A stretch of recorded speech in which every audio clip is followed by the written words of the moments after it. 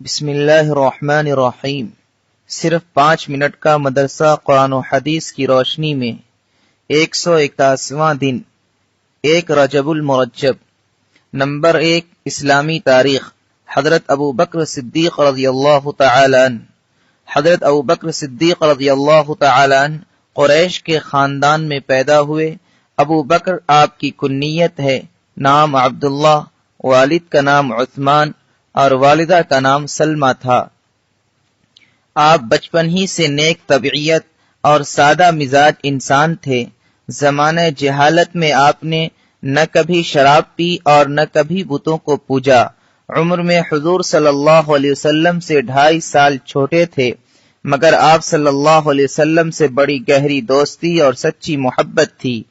آپ نے حضور صلی اللہ علیہ وسلم کے اخلاق و عادات کو بہت قریب سے دیکھا تھا۔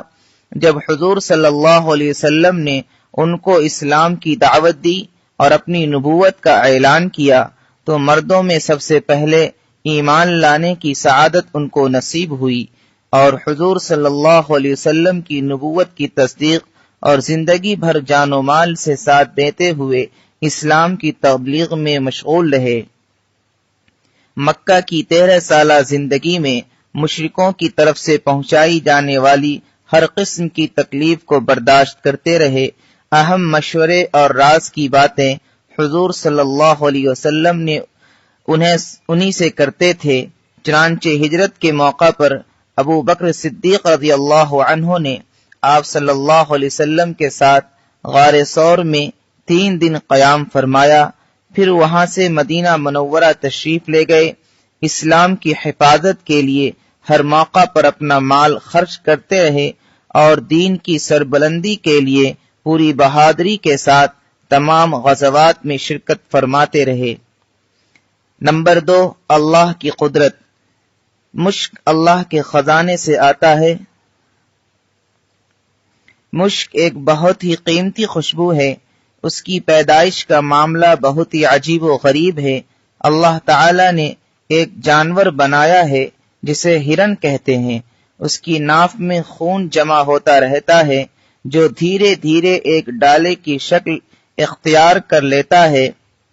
اسی خون کے ڈلے میں اللہ تعالی ایسی خوشبو پیدا کر دیتا ہے جس کو ہم مشک کہتے ہیں۔ ہرن کی ناف میں مشک پیدا ہونے کے بعد اسے تکلیف ہونی شروع ہو جاتی ہے تو وہ درختوں سے اپنے آپ کو رگڑنے لگتا ہے، جس سے وہ ڈلا جنگل میں گر جاتا ہے اور شکاری اسے لے کر بازاروں میں بیچتے ہیں۔ یہ اللہ ہی کی قدرت ہے جو ایک جانور کے خون سے مشک جیسی خوشبو پیدا کر دیتا ہے۔ نمبر 3 ایک فرض کے بارے میں۔ اسلام کی بنیاد۔ رسول اللہ صلی اللہ علیہ وسلم نے فرمایا، اسلام کی بنیاد 5 چیزوں پر ہے۔ نمبر 1 اس بات کی گواہی دینا کہ اللہ کے علاوہ کوئی معبود نہیں اور محمد صلی اللہ علیہ وسلم اللہ کے رسول ہیں۔ نمبر 2 نماز ادا کرنا۔ نمبر 3 زکوٰۃ دینا۔ نمبر 4 حج کرنا۔ نمبر 5 رمضان کے روزے رکھنا۔ نمبر 4 ایک سنت کے بارے میں۔ سنت زندہ کرنے کی فضیلت۔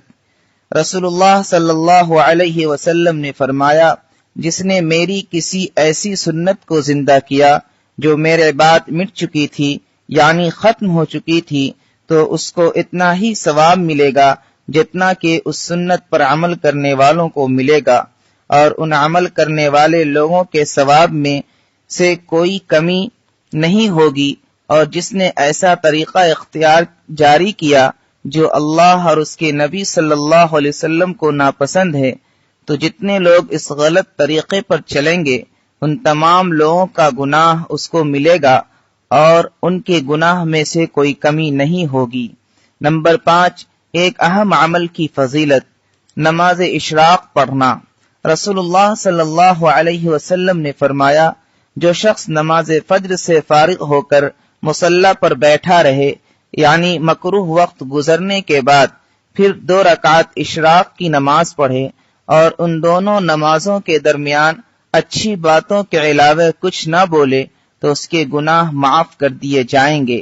اگرچہ سمندر کے جھاگ سے زیادہ ہی کیوں نہ ہو۔ نمبر 6، ایک گناہ کے بارے میں سود کھانے اور کھلانے پر لعنت۔ رسول اللہ صلی اللہ علیہ وسلم نے سود کھانے والے، کھلانے والے، اس کے لکھنے والے اور اس کی گواہی دینے والے پر لعنت فرمائی اور فرمایا کہ گناہ میں سب برابر ہیں۔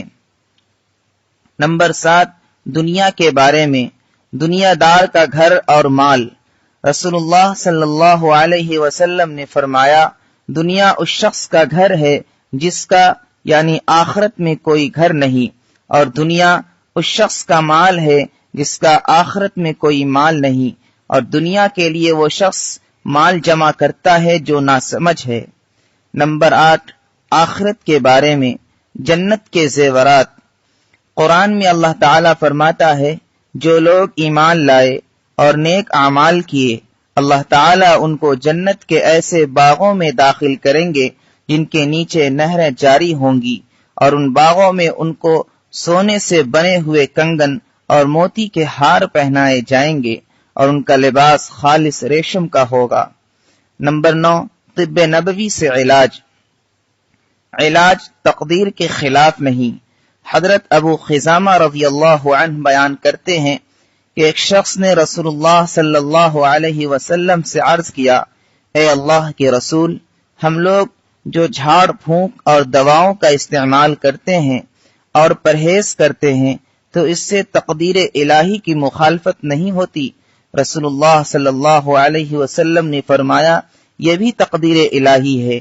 فائدہ، جس طرح مرض اللہ کی طرف سے ہوتا ہے، اسی طرح مرض سے بچنے کی تدبیریں بھی اللہ ہی کی طرف سے وارد ہوئی ہیں، لہذا ان تدبیروں کو اختیار کرنا تقدیر کے خلاف نہیں ہے۔